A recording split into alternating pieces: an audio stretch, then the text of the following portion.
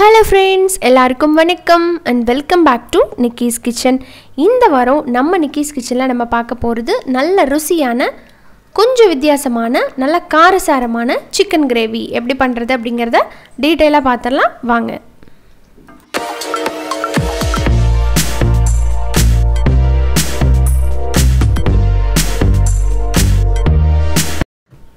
The gravy பண்றதுக்கு முதல்ல நம்ம ஒரு green paste ரெடி பண்ண போறோம். அதுக்கு ஒரு மிக்ஸி ஜார்ல ஒரு கைப்பிடி அளவுக்கு புதினா தலை சேர்த்துக்கோங்க.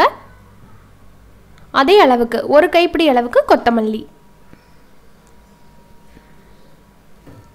நல்லா கழுவிட்டு சுத்தம் பண்ணி சேர்த்துருங்க. கூடவே ரெண்டு பச்சை மிளகாய் போட்டுக்கலாம். அப்புறமா இதுல ஒரு 1/2 டீஸ்பூன்ல இருந்து 1 டீஸ்பூன் அளவுக்கு சோம்பு சேர்த்துக்கோங்க. 3 டேபிள்ஸ்பூன் அளவுக்கு தயிர் சேர்த்துக்கலாம். ரொம்ப புளிச்ச தயிர் வேண்டாம். ஒரு மீடியம் புளிப்பா இருக்கிற தயிர் சேர்த்துட்டு இது தண்ணி எல்லாம் சேர்த்த வேண்டாம். அப்படியே நைஸா அரைச்சு எடுத்துட்டு வந்துருங்க. இப்போ நம்மளோட green paste ரெடி ஆயிடுச்சு. கிரேவி பண்றதை பார்க்கலாம்.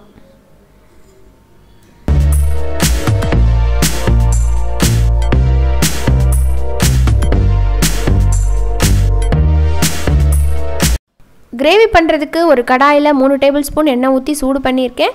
இப்போ இதில் கொஞ்சம் போல் பட்டை சேர்த்துக்கிறேன். அப்புறமா 2 கிராம்பு ஒரு ஏலக்காய் இதெல்லாத்தையும் போட்டுட்டு கூடவே 1/2 டீஸ்பூன் அளவுக்கு சீரகமும் போட்டிருக்கேன். இதெல்லாம் போட்டு இதோட மனம் வந்து நல்லா அந்த எண்ணெயில் இறங்குற அளவுக்கு வதக்கி விட்டுருங்க. வதக்கினதுக்கு அப்புறமா இதில் நம்ம பொடியாக நறுக்கி வச்சுருக்கிற வெங்காயத்தை சேர்த்த போகிறோம். ஒரே ஒரு பெரிய வெங்காயத்தை தான் நான் நறுக்கியிருக்கேன். நீங்கள் பெரிய வெங்காயம் வேண்டாம் இன்னும் நல்லா டேஸ்ட் வேணும் அப்படின்னா சின்ன வெங்காயம் சேர்த்துக்கோங்க. நல்லா ஒரு கைப்பிடி அளவுக்கு சின்ன வெங்காயத்தை உளிச்சு கட் பண்ணி இதே மாதிரி போட்டு வதக்கியும் பண்ணலாம். சுவை ரொம்ப அருமையாக இருக்கும். இப்போ இது நல்லா ப்ரௌன் ஆகிறது வரைக்கும் வதக்கி விட்டுறலாம். கொஞ்சம் போல் உப்பு சேர்த்துக்கிறேன். கொஞ்சம் சீக்கிரமாக வதங்கி வர்றதுக்கு ஹெல்ப் பண்ணும். ஸோ இப்போ பாருங்கள் நல்லா வதங்கி வந்திருக்கு, ப்ரௌன் ஆகிருக்கு. அடுத்ததாக இதில் 2 டீஸ்பூன் அளவுக்கு இஞ்சி பூண்டு விழுது சேர்த்து அதோட பச்சை வாசம் போகிற அளவுக்கு நல்லா வதக்குங்க. இப்போ இதில் ஒரு 1/2 டீஸ்பூன் அளவுக்கு மஞ்சள் தூள், 1 டேபிள் ஸ்பூன் மல்லித்தூள் போட்டுக்கோங்க. கூடவே 1 டீஸ்பூன் மிளகாய்த்தூள், 1/2 டீஸ்பூன் அளவுக்கு சீரகத்தூள் சேர்த்துக்கோங்க. இதெல்லாத்தையும் போட்டுட்டு நல்லா வதக்கி விட்டுருங்க. பொடியோட பச்சை ஸ்மெல் போகிற அளவுக்கு அந்த எண்ணெயில் நல்லா வதக்குனதும் அடுத்ததாக இதில் நம்ம ஒரே ஒரு தக்காளியை பியூரியாக அரைச்சிருக்கேன். அதை சேர்த்துட்டு நல்லா எண்ணெய் தெளிஞ்சு வர்றது வரைக்கும் பச்சை வாசம் போகிறது வரைக்கும் வதக்கிக்கலாம்.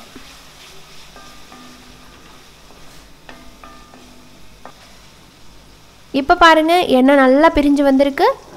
அடுத்ததாக இதை ஒரு டைம் நல்லா வதக்கி விட்டுட்டு நம்ம அரைச்சி வச்சுருக்கோம் பார்த்தீங்களா க்ரீன் பேஸ்ட்டு, அதை இந்த டைமில் சேர்த்துட்டு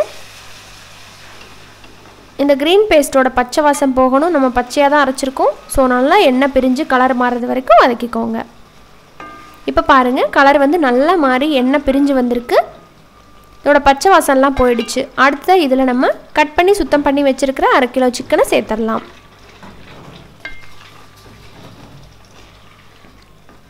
சிக்கனை சேர்த்துட்டு அந்த மசாலாவோட நல்லா வதக்குங்க. சிக்கன் வந்து தண்ணி விட்டு சுருண்டு வர்றது வரைக்கும் வதக்கிக்கோங்க. இப்போ இதில் இந்த கிரேவிக்கு தேவையான அளவுக்கு உப்பு இப்போவே சேர்த்துட்டு தேவையான அளவுக்கு தண்ணியும் சேர்த்து நம்ம சிக்கனை வேக வைக்க போகிறோம். தயிர் சேர்த்துருக்கறனால கிரேவி எப்படி இருக்குமோ அப்படின்னு நீங்கள் நினைக்கவே வேண்டாம். தயிர் சேர்த்து நம்ம பண்ணும்போது கிரேவிக்கு நல்ல டேஸ்ட்டும் கொடுக்கும், அந்த ஸ்ட்ரக்சரும் ரொம்பவே நல்லாயிருக்கும்.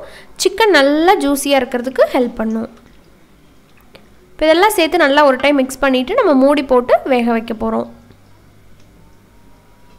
மீடியம் ஃப்ளேமில் ஒரு 15லேருந்து 20 நிமிஷம் வரைக்கும் நான் வேக வைக்கிறேன். இப்போ ஒரு 10 நிமிஷத்துக்கு அப்புறம் ஓப்பன் பண்ணிவிட்டு ஓரளவுக்கு நம்ம மிக்ஸ் பண்ணி விட்டுறலாம். இன்னும் ஒரு 10 நிமிஷம் நல்லா வேகணும். இன்னும் பாருங்கள் கிரேவி நல்லா தண்ணியாக தான் இருக்குது. இன்னும் ஒரு பாதி அளவுக்கு தான் வெந்திருக்கு. இப்போ பார்த்தீங்கன்னா டோட்டலாக ஒரு 18 நிமிஷம் ஆயிருக்கு. இப்போ ஓப்பன் பண்ணி பார்க்குறோம். கிரேவி ஃபார்முக்கு வர ஆரம்பிச்சிருச்சு. இப்போ இந்த டைமில் ஒரு 1/2 டீஸ்பூன்லேருந்து 3/4 டீஸ்பூன் அளவுக்கு கரம் மசாலா தூள் சேர்த்துக்கோங்க. இந்த ஸ்டேஜில் தான் சேர்க்கணும். முன்னாடி சேர்க்குறத விட இந்த கடைசியாக சேர்க்கும்போது இந்த கிரேவிக்கு சூப்பரான ஒரு ஃப்ளேவர் கொடுக்கும். இப்போ இதெல்லாம் சேர்த்துட்டு நல்லா மிக்ஸ் பண்ணி விட்டுட்டு அகெயின் நம்ம மூடி போட்டு குக் பண்ண போகிறோம். சிக்கன் வந்து 95%க்கு மேலேயே நல்லா குக் ஆகி வந்திருக்கு. இன்னும் கொஞ்சம் நேரம் சிம் பண்ணி நம்ம வேக வைக்கலாம். ஸோ இப்போ கம்ப்ளீட்டாக 20 மினிட்ஸ்க்கு மேலேயே ஆகிடுச்சுங்க. 25 மினிட்ஸ் கிட்ட ஆகிடுச்சு. இப்போ பாருங்கள் நல்லா எண்ணெய் பிரிஞ்சு நம்ம கிரேவி பதத்துக்கு சூப்பராக ரெடியாகி வந்திருக்கு. உங்களுக்கு பார்த்தோன்னே தெரியும், வாசனையும் அருமையாக இருக்குது.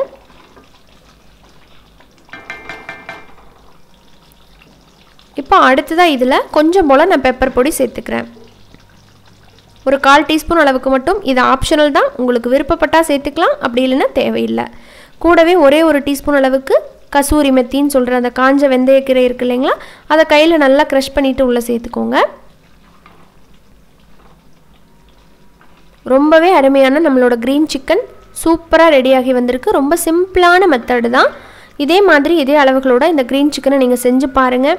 இது வந்து சப்பாத்தி, பரோட்டா, நானுக்கெல்லாம் ரொம்ப ஒரு அருமையான சைட் டிஷ்ஷாக இருக்கும்.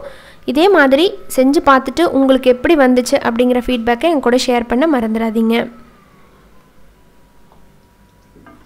இந்த வீடியோ உங்களுக்கு ரொம்பவே பிடிச்சிருக்கும் அப்படின்னு நான் நம்புகிறேன்.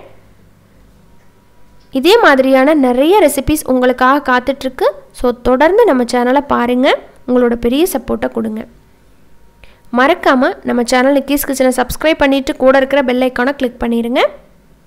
இன்னொரு இன்ட்ரெஸ்டான பதிவோடு உங்களை உடனே சந்திக்கிறேன். அது வரைக்கும் நன்றி, வணக்கம்.